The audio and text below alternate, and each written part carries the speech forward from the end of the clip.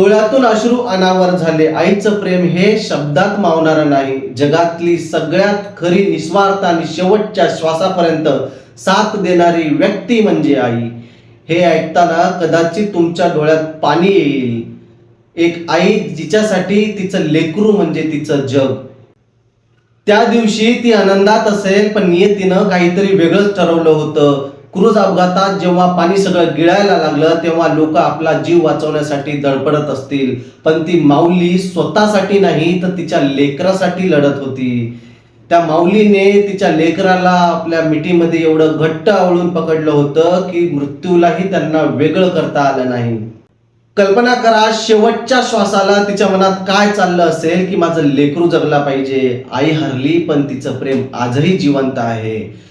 जग बदलतं, लोक बदलतात, पण आईचं प्रेम कधीच बदलत नाही. म्हणून वेळ आहे भावांनो, आपल्या आईला मिठीत घ्या आणि तिला कधीच त्रास देऊ नका. कारण की आई नावाचं पान एकदा आयुष्यातून निघून गेलं की ते परत कधीच येत नाही. आणि त्या अपघातात मृत्यू पडलेल्या सर्वांना भावपूर्ण श्रद्धांजली.